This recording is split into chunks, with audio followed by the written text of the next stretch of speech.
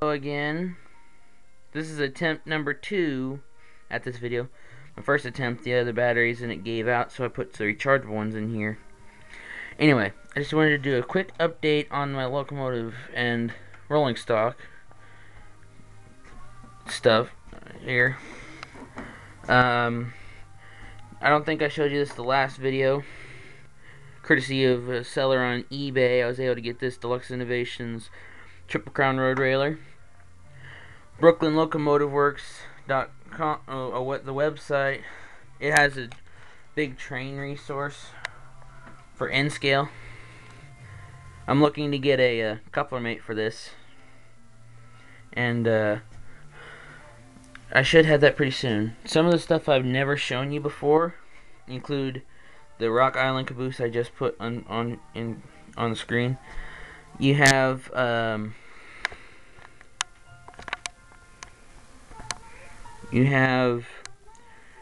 that. Well, it did have couplers, of course, when I got it. And one problem with it is, I was goofing around with a lot of the model train stuff when I was little, and my dad didn't supervise me when I was trying to, I guess, in a sense, play with them. Back then I treated them like toys. Anyway, I'm regretting that now, because a lot of the rolling stock we have is wheelless or has no couplers up to the trucks. Just added it today. This Atlas ore car, nice shiny silver for Union Pacific, and it has knuckle couplers. I'm still learning about the types, and I got it for a pretty good deal, because at the train exchange in Kokomo is where I got it, but apparently they've had it there for quite some time. I can't seem to figure out, well, they didn't have very many N-scale buying customers until my dad and I came along. Ever since then, it seems like a lot of people are going for N-scale stuff there. I don't recall if I showed you these or not, but I think I showed you this by Bachmann. It's a, I think, F7A dummy locomotive. As you can see by, well, I had to get it on screen there. As you can see by this, the shell is cracked. I don't know if that's of my doing or what. Now this one, yeah, it's missing a cover over here. Probably have to, either if I can't find it, I'll probably have to figure out if I can get a replacement. First, I gotta see if I can get it to operate. It won't do anything. Well, it'll light up and look and sound like it's running, but, and then I got this Chesapeake and Ohio F unit.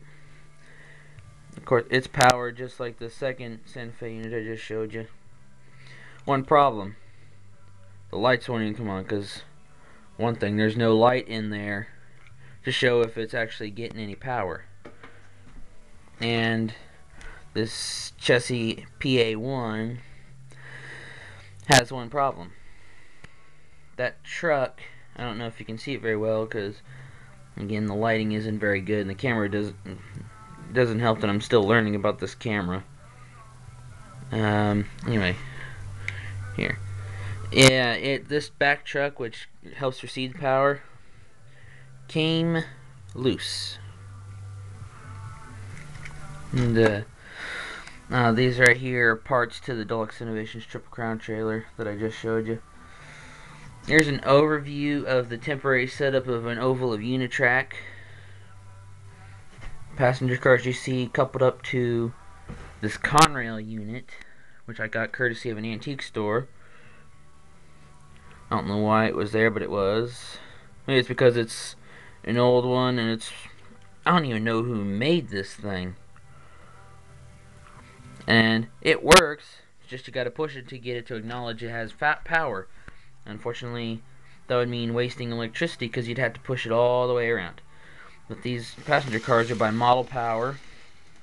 I got a variety of cars here, about several by Bachmann, one by Roundhouse, and that's this BNSF Intermodal well car you see in front of you now. The Triple Crown container didn't come with it. That container and 5 others came separate, and not all at once either. This car right here, I have no idea who made this.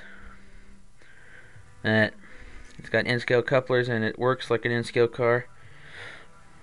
Yeah, got it from the same antique store as that Conrail unit. I was given the option of getting two things, and I got the locomotive in the car because I expected the locomotive to work. I need a working locomotive. Hopefully that won't be a problem once I get my Berkshire. Shouldn't be, because it's going to be brand new. Of course, this car, this Conrail grain hopper, seen better days. But I can just basically put it on a train anyway and say that it's seen better days, but yet it's still being used because it can be. And this flat car here is a Great Northern one, and it's by Model Power as well. See, and of course I've already said I have Atlas, that ore car that I showed you I got today. The micro trains, the pair of auto carriers or auto racks or car carriers, whichever you want to call them. Then let me get the better lighting on it. Got this. Of course, Microtrains is doing a special thing with state cars. Apologize for the lighting again, but anyway. And the thing about it is, this I got at what was once known as Jason's House of Trains back when that shop was first opened, but now it's called Hometown Hobbies, I believe. Because there's more than just model trains. There's not actually a big supply of model railroading stuff. And there's more HO than anything there. And that well car I showed you, I forgot to mention, it's by Roundhouse. If you can't tell by the case right here. And this railer here, this thing here, it came with the oval Unitrack. Of Unitrack, you see, the Unitrack's good for temporary N-scale setups. Like say if I want to take it with me, we're gonna have to get a replacement curve here. It's a temporary thing that we have. That rubber track connector, it's not going to be that big of a bother, I don't think. The thing we'd have to do is make sure to put maybe a second feeder track to make sure power is getting to the track. But the track's in good condition, with the exception of that one piece. No, there's just one problem we have. All our locomotives need some work. We visited the train exchange today, like I said earlier when I mentioned the ore car. And if you will come over here, if I can, this box, in case you can't tell because of the lighting, a lot of different train cars, like this Simplot giant, I don't know how many feet long it is. It's of course needing wheels and couplers.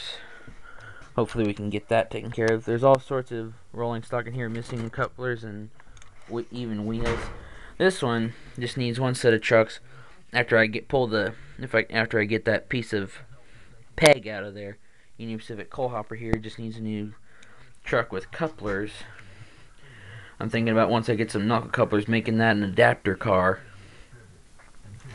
So that way until I can get more knuckle couplers and trucks for them, I'm going to try to do better on this.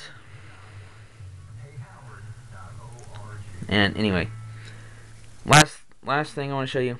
This is the first ore car we got. It had knuckle couplers, and it's also by Atlas. Like I said, we have plenty different things here.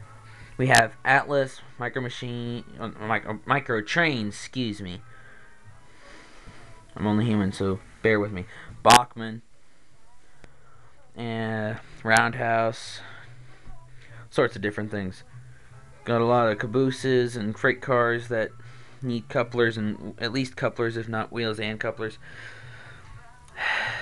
There's a lot of work to be done. Eventually I'm going to have another update around. The first actual update on how my model railroad layout is coming. My dad and I are going to work on templates and stuff and roadbed for today. Till then, this is Jameson D, and I will, or you can call me James Ellison too. I'll see you later.